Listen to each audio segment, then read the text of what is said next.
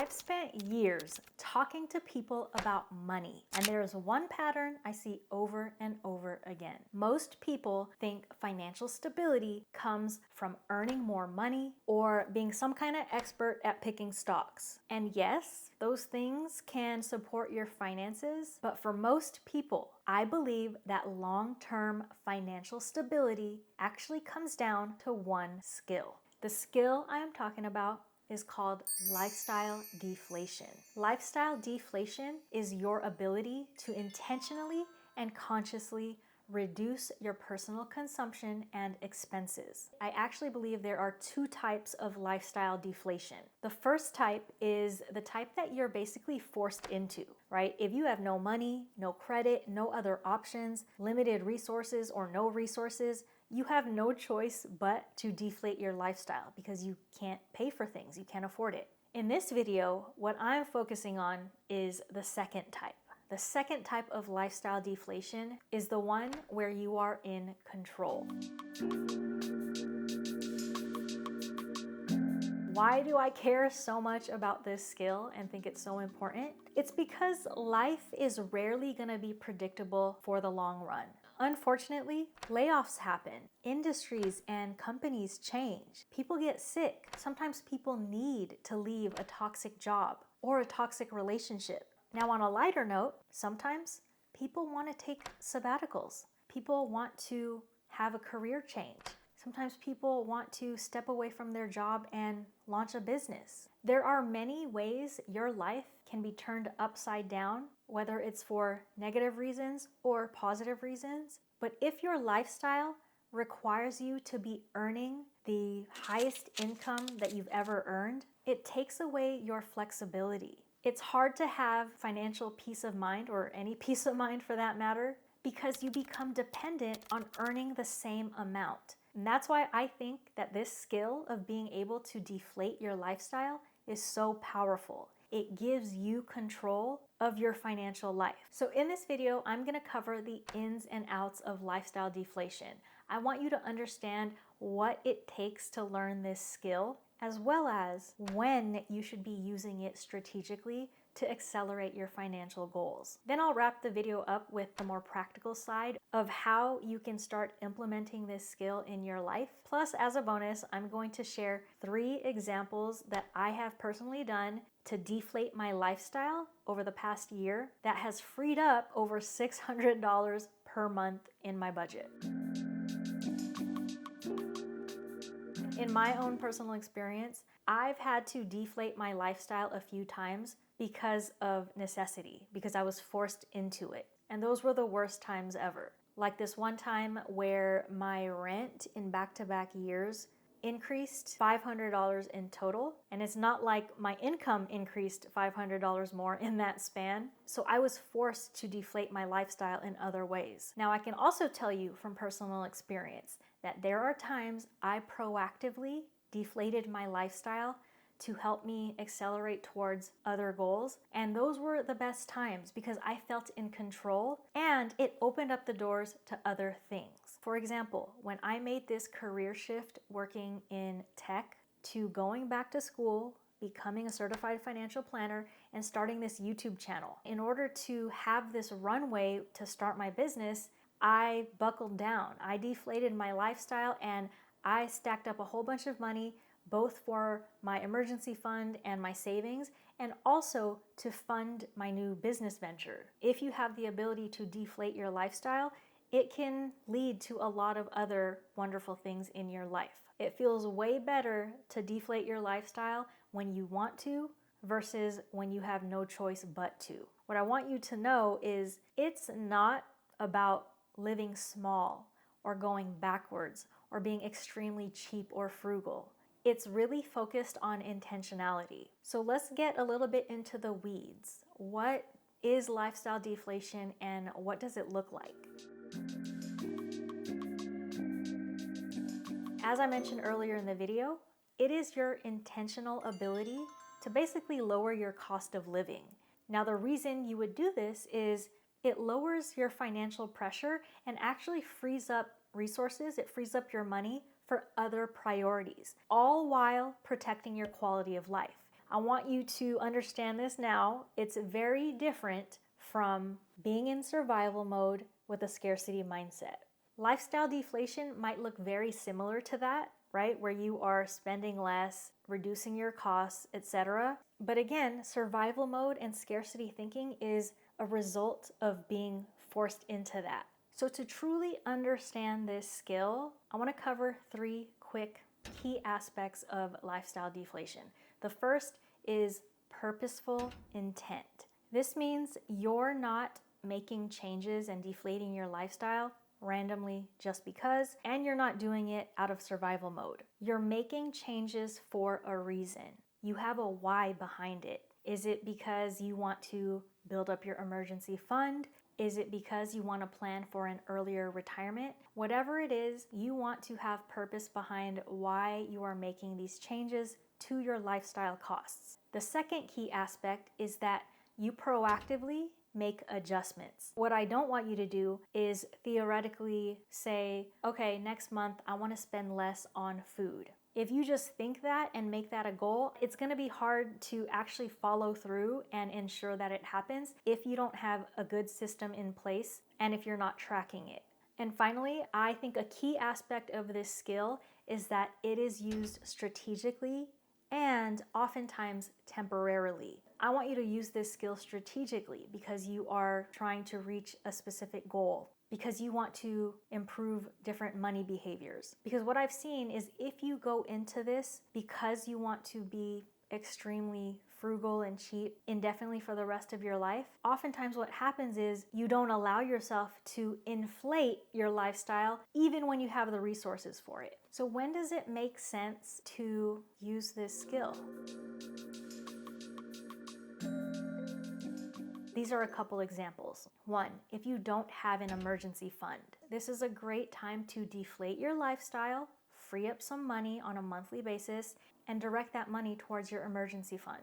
Another example of when you might want to deflate your lifestyle is if you anticipate any of your bigger fixed expenses increasing in the future. I gave my example earlier when my rent went up in back-to-back years. All of a sudden I was paying $500 more than I was prior. Maybe your lease is going to renew in 3 to 6 months and you have a hunch it might go up. It could be a good time to deflate your lifestyle now, to practice paying that higher amount, but also to put some money aside that will help prepare you for any changes in the future. Another example of nothing actually happening yet, but maybe it convinces you to deflate your lifestyle, is if you're seeing a lot of layoffs at your job or your company or in your industry. I've seen a lot of people get peace of mind by getting in control of their finances early so that if something were to happen, they have more of a cushion. And if you don't end up getting laid off, even better. You have more money that you can use towards other goals. And on the brighter side, some other examples of when you might want to deflate your lifestyle intentionally is if you're planning a career pivot or planning to launch a business similar to what I did, or you're preparing for a big life change. For example, if you're planning to get married and move into a new place, or if you're planning to have children, this is not a bad time to proactively deflate your lifestyle, not just to save more money, but to practice the skill, because those big life changes might require you to use this skill again later. So how can you implement this skill? Here's how you can implement lifestyle deflation. Step number 1, know your survival number. If you already budget or keep track of your money, you'll know this as your base level needs. Typically, this includes your fixed expenses that are necessities, as well as other basic needs in your life. So think your housing costs, your rent or your mortgage, costs for food, transportation, insurance, your minimum debt payments, your utilities in your home, and for most people also your phone and your internet. This survival number, this monthly amount, it's not going to be your ideal life situation. It's more so if I have this much, I'm gonna be okay, I'm gonna feel stable enough. Step number 2, we want to differentiate from that and understand what your comfortable number is. So this is where you add back a few things into your budget that really matter to you, the things that really make you feel like you have a solid quality of life. That could be things like going out to dinner with my friends, my hobbies, travel, my beauty services, and any other thing that makes you feel like you, pausing before you go ahead and say it's everything, that you absolutely need everything. So step 3 is now picking and choosing the things you want to deflate. I would look at 3 places. 1, do a quick look at those basic survival needs. In some instances, there are ways to deflate those, and that can free up a lot of money. But in other instances, it may not be as realistic. For example, if you got a roommate or if you moved back home, that would deflate your housing costs, but that is a big life change. So I would glance at that survival basic needs budget and see, is there anything worth changing at this time? Then look at that second bucket that you put together, which is things that bring you joy. Now, the key with this is I would suggest not removing these things, but see if there are any areas that you can reduce. For example, if one of them was going out to dinner with friends, instead of going out to dinner with your friends once a week, maybe you can reduce that to once every other week. That essentially cuts that budget in half and frees up some money. Now, the last bucket that you want to look at is everything else, everything that did not make those 2 buckets. There's bound to be other things that you spend money on that aren't going to be that difficult to cancel or pause or step away from for now. And the best way to do it is start with one thing at a time and see if removing it from your life and deflating your lifestyle actually feels like you've lost anything. In many cases, you're gonna feel totally fine, like your quality of life hasn't changed. Now, to wrap up the video, I promised that I would share 3 examples of things I deflated in my own life that ended up freeing up over $600 in my budget every month. Example number 1, Netflix. About a year ago, I believe it was January 2025, this is when Netflix increased their prices. I was on the no ads plan, so I believe it went up from $15.49 a month to $17.99. And when I got that email, I was so annoyed and so pissed because I felt like they had just raised their prices. And on top of that, I was extra annoyed because I remember I had watched 2 or 3 shows on Netflix recently that I felt like they were okay, but I felt like they were a waste of my time. So when I saw that price change was gonna happen, I told my husband I wanted to cancel Netflix. I was like, I'm gonna boycott. He agreed. He was like, if we find that we want it again, like we miss it, then we'll get it back. We went 9 months without it because it wasn't until October that we decided we wanted to watch Netflix again. I think the 2nd season of Wednesday came out and a couple of other documentaries that we wanted to watch. But what we did was we decided let's kind of have a soft entry back. So we got the plan with ads. And I hate ads. I will avoid advertisements as much as I can. But we were like, let's try it out. So we've had it now for 4 or 5 months and it's totally fine. I do not mind the ads at all. We ended up saving $191 for the year, which averages out to $15.99 a month. In isolation, it might not seem like that's a ton of savings, but if you repeat that process with 3 services, 5 services, it starts to add up. Example number 2 of how I deflated my lifestyle. I went from lash extensions to doing my own lashes with Lashify. I like having lashes because I'm not great at putting on mascara and I just like how they look. But when I do extensions, typically I'm spending somewhere around $200 a month on them. I decided I wanted to save more money, that at this point in my life, I want to prioritize other things. And so now I currently do my own lashes using Lashify. Now I still have to buy the products and the lashes, but when I did the math, I can get by with spending around $40 a month on average.